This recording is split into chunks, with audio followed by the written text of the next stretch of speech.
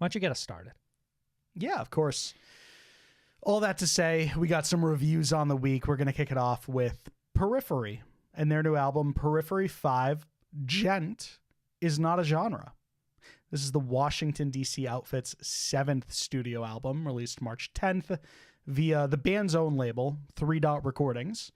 Periphery 5, Djent is Not a Genre, consists of 9 tracks, clocks in at an impressive 70 minutes, and is the much anticipated follow-up to 2019's Periphery 4, Hail Stan LP. And if Periphery still has anything in them, it's how to name an album. They really don't take it as seriously as they seem to take every other aspect of this record. P3 was what? Select difficulty? Even that is barely serious. It makes you curious if they got like a text the morning that they had to like go to print and they were like, please give us a name for the album. And they were like, they went with a group chat name. Sure. Yeah, run with it. Who gives a fuck? A couple of things at the top, depending on how you want to look at it, or depending on how you want to look at the Juggernaut double album. Yeah. P5 is actually the longest album Periphery has made since the self-titled debut album back in 2010, which was actually a 73-minute record, which pretty crazy for a debut album, I guess, like to put into perspective. That's another like the debut Lord of the album Rings runtime of albums. Right. Another debut album that we're going to be reviewing very much later on in the show is it clocks in at a nice clean 30. Yeah. Which is certainly what I'm used to nowadays. Regardless of if it's a fucking sophomore or 7th album, whatever. Also, this album was self-produced by the band and Adam Nolly, Get Good, who was previously in this band, so very much keeping things in-house. I forget what we did on P4. I feel like it was the same case, but from a... Yeah, right? Like, I don't remember. It's been a minute. Not positive. To be fair. What I'm trying to remember is if Hail Stan was still on Sumerian Records. Yes. And then this would be their first quote unquote self-released album. 3 Dot, right. Okay. I guess I don't then I entirely do not know the answer to that. Yeah, well, I guess it doesn't super matter in the end, but yeah. So, discuss the runtime a little bit here at the top. Again, 70 minutes, which I think for me leads into one of the initial talking points I want to get to, which was my listening experience. And unintentionally, I listened to this album in thirds, just because the reality of it is, like, at least how my day progressed today, because we're reviewing it on the day of its release, I didn't have an opportunity to just listen to 70 minutes of music all the way through. I had to listen to it in bunches, so a couple of stops and starts. But what I want to mention at the top is I think that actually... depending on what you score this, I feel like this is like incredibly important information for everybody to take in. Like however we come out in the end of this, people are going to be like, well, hold on, he listened to the album in thirds. right. That's a half point handicap right there. Yeah, right. I think it improved my listening experience. Like, I think it aided it. I think you're like everything should be a Netflix show type of guy. Well, nowadays, and I don't think that was always the case, but what I guess I want to shine some light on is my thoughts on the last 2 records. So a little before that, I thought Juggernaut, those 2 albums, Alpha and Omega, were masterpieces. It's kind of our starting point with this band. It's where we that's not even kind of, that's 100% where we started. Where with this band. Dove right in, and I was obsessed with that band when we first had finally gotten on board with them. And then Periphery 3 Select Difficulty comes out, and I think it's got a lot of similar highs, but noticeably more lows. Partly, I think, because like we had abandoned the conceptual nature. Sure, yeah. And then I think Periphery 4 Hail Stan was much more of the same. And I know that you really enjoyed that album. Yeah, that's where we differ, because I think Hail Stan was a phenomenal record. That was just outside of my top 10 that year. I remember that, yeah. So where I'm I guess I just want to plainly state that I think we're coming at this album from different perspectives, in the sense that, like, I liked Periphery 4. I by no means have returned to it like once since the year of its release. It was just sort of a chore to listen to. It had a lot of cool moments, a lot of great singles, but it was just a bit of a taxing listen, and I didn't super enjoy it. And in hindsight, like when I reflect on it, I don't think I super love it. I feel like what you're telling me here is that you discovered Periphery and they were absolutely an overwhelming like experience for you, and you fell in love with them, and then it's been years of disappointment since. Disappointment's a strong word, but I think I've definitely You're trying to like recapture a magic and you're just not finding it. So I think we've rediscovered most of it. Okay, that's good. I think that this album is definitely the most engaging listen for me personally since the Juggernaut days with this band. And we're talking 8 years probably. I think 2015 sounds about right for the Juggernaut series. It sounds about right. Yeah, it sounds about right. I think we recapture a lot of that old magic for me personally. There's so many just downright cool moments. And I think, again, sort of circling back to my listening experience here, listening to it in thirds probably helped me, because what it gave me an opportunity to do was to time out and just focus on something else. And it's not just a 70-minute barrage of a similar sound, but it also gives me an opportunity to reflect on the 20 or 25 minutes I just listened to, and it gives me a chance to digest it. And then by the time I go into the second part of the listening experience, and then the third for me personally, it just let me appreciate a lot of it more. And I felt like maybe that might have gotten lost this time around if I hadn't had that experience. I think that there's nothing wrong with how you listen to the album, right? But there are aspects of this record that I think that would have been benefited from a full playthrough. So to clarify, I've heard this album twice. Got it. You're saying the first time you listened to it was in piecemeal. Yeah, and this one was less so. Like I probably listened to 35 or 40 minutes straight through at one point, which I felt like was pretty good. You're saying the modern man doesn't have time to listen to a whole Periphery album in a row. Periphery. What about us blue collar folk? Mm-hmm. You know, that's what I'm saying. We're gonna get to Gideon too, because they care about us. But Gideon certainly cares about the blue collar. Yes.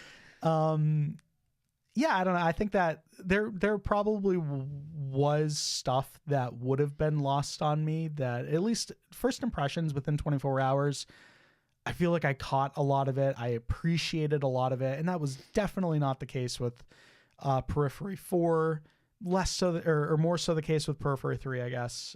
Just if we're talking latest material outside of this new album. So yeah, I don't know. I think that there's some real incredible moments throughout this album where Periphery are clearly in their bag. And I think that they take a lot of cool risks, which I think is inherently something that's a key feature to Periphery. I think that they're an innovative band. So I think that that's almost putting it lightly. Pedal stays, they're almost the innovative band at this point. Yeah, Pedal stays on the metal with this album. We're trying a lot of neat things. Like there's the Djent, but sure. we'll get some saxophone in there. Well, I think that's something that's important to note as well. Like as much as that album title feels like a joke, and this is very much a Djent album, there's so much more that's absolutely not Djent happening that it's almost a disservice to call it that. But I'll stay on that soapbox for long, whatever. Like take a song like Silhouette, for example. That's a standout song on this whole record. No questions asked. And it is absolutely not a fucking Djent song, at least throughout most of it. So here's what's crazy about Periphery is that, now, I also didn't have a lot of time to listen to this, so I listened to it at 1.5 Sam speed. didn't listen to this album. No, I read through this in like 25 minutes, right? 1.5 speed. No, I feel like your brain would explode listening to an album like this on like longer than 1x, faster than 1x. Here's what's kind of like crazy about Periphery is that like there is no instance where they do not have the opportunity to deviate from the norm and they don't completely seize it. And that's almost the formula for Periphery. The formula for Periphery is almost to just subvert your expectations. And they never do that better than on Silhouette, where in terms of like song structure, I think it's the closest to just being by the numbers. Probably. And then by virtue of that fact, in an album that's littered with sort of like bizarre song structures and decisions, it ends up being the strangest by virtue of the exact opposite. You know what I mean? Yeah. I guess that like I've obviously mentioned runtime, and it's been sort of the focal point of my portion of this review. But I guess the reason that I keep circling back to that is because it's a 9-minute album, or a 9-track album. Sorry. So you have tracks that are 11 minutes long, 8 minutes long, 12 minutes long. And regardless of exactly how I had listened to this album in parts, one thing that I want to stress and why I think it improved the listening experience is because I'm listening to 3 tracks for 25 minutes essentially, right? And that in and of itself is insane. Right. Yeah. It's insane. Which is why when I say something like that out loud, I want to stress that like even within those 25 minutes, Periphery does an exemplary job of not making it feel like an absolute like slog. Like it's an 8-minute track, but it's the first minute and then every preceding minute is almost entirely different from the last. But you do have examples, of course, like track 7, Zagreus is my best shot at that pronunciation. Zagreus, Don't give a shit. I'm also the guy who keeps calling it Djent. Djent. Yeah, the hard D for no reason, I feel like.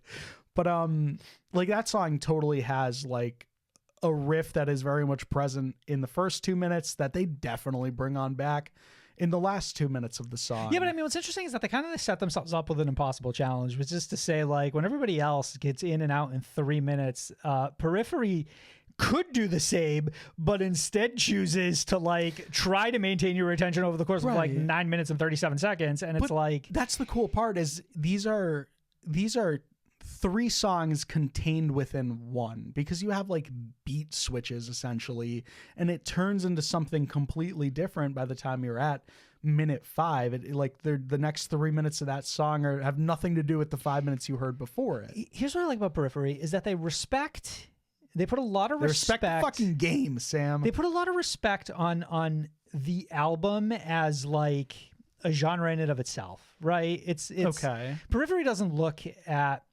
Explain, yeah. They don't do things as like a collection of songs that all happen to find themselves on an album. They put together an album, and then from there, I assume they have to go in and try to like pick out what makes the most sense for a single. But what's fascinating about Periphery is that like nothing really on paper says single to me. Like you don't look at a song that's like 7 minutes, unless you're like Tool, you don't look at a song that's like 7.5 minutes and go like, yeah, that's our lead single for this album, right? No, what every other band does buries that song so deep in the album, like you've already heard all the singles by the time you get to it. Right. Periphery, actually what they do is write a 70-minute song, and then they just put up numbers 1 through 10 on a wall, but it almost and they feels throw like a that. dart but at it almost does actually feel like that, and that's actually, I think, the strongest benefit for listening to like it's and funny if the dart the lands way, on 9, then that's a 9-track album. I feel like you've explained a lot of the reasons why it's okay for how you listen to the album. I'm actually going to push back a little bit and say that you did listen to this album incorrectly, because I think full start to finish 70 minutes is 100% the way that Periphery wants you to digest this, which isn't fine. Which isn't, and I think part of that comes in the little bits and pieces. I don't think it has to be the first time though. It doesn't, but I think if I were to recommend to my audience what the best way to indulge in this record would be, is to sit down and listen to the whole thing from start to finish. I think that's your benefit. And a big thing that we're not podcasting to the same community that our podcast forefathers were communicating with, though. Like this is Gen Z TikTok crowd. So the kids trying to get into Periphery nowadays, they're going to have fucking Subway Surfers pulled up on one screen, the Periphery album at 1.5 speed on the other. Gen Z loves a They're hike. listening into it in halves. Gen Z loves taking a hike. You put your headphones in, you go for like a nice hour hike, you have this the whole time. It's an experience. Yeah. It's the endings to songs and the way they kind of bleed into the next song that is one of the most That's not lost on gorgeous. Okay, yeah. Listen, listen. I'm not saying you didn't listen to the album, right? And I'm not trying to like mansplain to you how to listen to an album, all right? What I'm saying again for the audience is that one of the best things Periphery does is how they kind of like tie all these songs together. No, and trust me, like if there's anything that I appreciate about what Periphery does is, like you mentioned, like the sanctity, like upholding the sanctity of an old-fashioned album. Putting the respect on that name. Yeah. Putting the respect on the name of that album. My favorite aspect of this is truly the way they punctuate a song with like it's like this cinematic end credit to like the an stupid adventure fucking movie. risky shit that this band pulls always pays off. Like you said, there's a track that literally ends on like 2 minutes of like fucking Halo end credit themes, and it is masterful. It is indulgent in the best way possible. And it almost doesn't matter what came before it. It's like, this is how a song ends. Right. And they kind of like stick to that, which ends up being really cool because it's like the last minute and a half of a song could be something completely different from everything else you've heard before, which, you know, very much sticks with everything else that they're doing throughout the course of the record. There was one in particular, though, the very end of Dracul Gra, which I thought fucking cool. I was like, I nearly teared up. It was so fucking beautiful. That might be my favorite track on here. It's between that and it's specifically Silhouette. the ending of that, and then it's Silhouette, yes, and then I'll throw Dying Star in there as well. I'm gonna throw fucking Wax Wings in there, baby. And you know what? At the end of the That's day, half the album. Wildfire and Atropos, which open this record and were both singles, are absolutely phenomenal songs. Wildfire, I still think, is the best metalcore song that's come out all year. Yeah, well, and you've got like the saxophone bit at there too as well, and there's some more of your innovation. And that was the first tease of where the rest of this record was going. And trust me, it's not like Shrezzers didn't just name an album sax and other things, but like seeing Periphery do stuff like that is always fascinating. And like I said, like every risk. What the impressive thing always about Periphery is that they are going to take risks. And I really can't think of many times they don't pay off. Like I mentioned earlier, like it's not the talent. Really, I would love every band to do this, but I don't think every band is talented enough to do what Periphery does. Not. And obviously, like really, you emphasize that by the fact that this is self-produced, at least on this album. So it's all in-house again, meaning that like it's not the talent of bringing in a producer who's going to make all the fucking magic happen behind the scenes. It's like, this is everything that everything you hear is what the band is doing. Like this is all them. And I know I mentioned earlier, like not really loving the last couple of Periphery albums, but it's not because they took risks that I think didn't hit. Those hit. It was all the other stuff that missed around the edges that I don't think I just enjoyed as much. Was there any aspect of this record that didn't click with you? So I'm going to sort of answer your question, but it's sort of in reverse. There's an aspect of this album, and it's inherent in every single album from Periphery since like 2014 or whatever. Something that shouldn't work that literally always does is Spencer. Literally the vocalist. Why shouldn't Spencer work? I guess mainly what I mean when I say that is he like a not traditional metalcore vocalist in some senses? In a sense, I guess the thing I eventually want to get to here is the fact that this band does everything in their power to not be melodic in like the traditional sense. And they always sort of luck into something that is so incredibly and awesomely melodic. Like it's against all odds, this band succeeds at being melodic when they do everything in their power to fuck up that sort of like flow and stuff, if that makes sense. You're right. As a band this experimental shouldn't easily write something that has like a pop song melody to it. Right. And yet you get something as gorgeous as like Silhouette. And to be fair, like I feel like they did that kind of like fuck around shit on the last album too, and nailed it extremely well. Almost like nailed it so well that it's like, how could they not continue to do that kind of thing? But what I think works about Spencer is that as a vocalist, he is as dynamic as the rest of this band, so that no matter where they go, he can follow. And I think you're spot on with that, but like it's not like on paper, right? I think that makes total sense, but in practice, it's a miracle that they pull it off. Sure, yeah. Because you can be dynamic as a drummer and you can be dynamic as a fucking guitarist. And I feel like that's always just going to turn into cool shit. If you tell me that a vocalist is being dynamic, then I kind of like turn my head sideways and I'm like, well, that could be an absolute fucking disaster, or it could be the coolest thing in the world. And especially on this album, I think it's the coolest thing in the world as far as like Spencer's vocal performance goes. And I think that is usually the case on Periphery albums. But like, again, like, I don't know, there's definitely been like the appeal of Periphery in recent years has been lackluster to me. And we have completely remedied that with this new album. Is now to kind of throw the ball back in your court, is there an aspect of this album that you didn't? This is my problem, is that I'm trying to think of this album and I go to myself, do I feel like this is a 5-star record? And it's a 3-dot record. And that feels how many dots out of 3? It feels extreme to me. You know what I mean? Like I don't know if I'd go that far. Like, I don't know if it left the impression on me that like it's one of the, already in my mind, one of the best albums I've heard all year. But where I struggle is to define why that's not the case. Like, where in what Periphery has done here have they not nailed it? That's my struggle. So it's almost like a very opinionated personal thing. Well, where I look at this record and I'm like, I think for me personally, it's a 4.5 out of 5, right? Where I don't really see any flaws with it. I enjoy it immensely, and I can't wait to go back and revisit it. But I don't know if, with my first couple listens, it has struck me maybe in the same way that it did with Alpha and Omega, where I would look at those albums and go like, this might be better.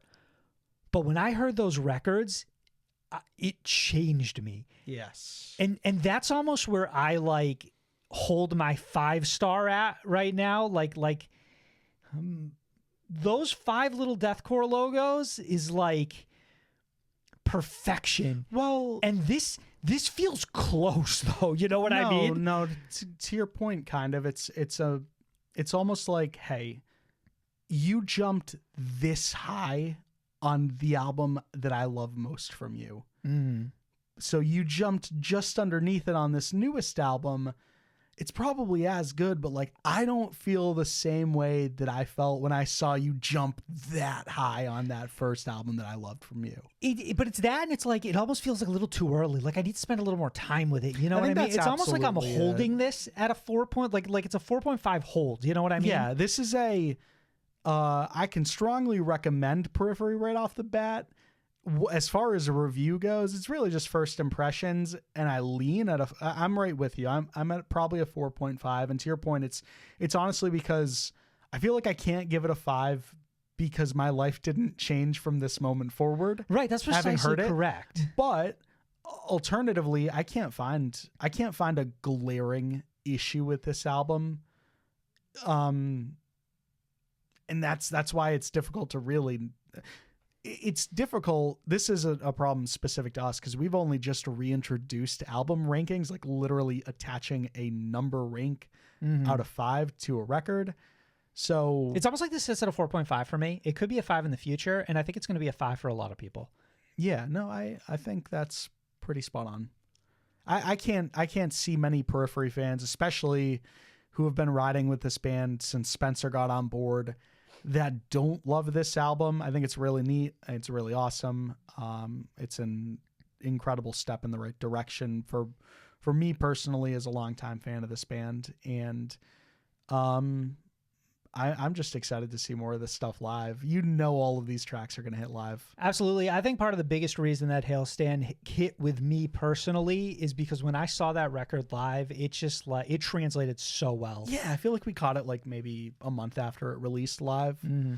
Just and granted, it was only like parts of it, but like I remember like just Blood Eagle live was life changing. And I feel like Wildfire could be that same exact thing to me. Totally.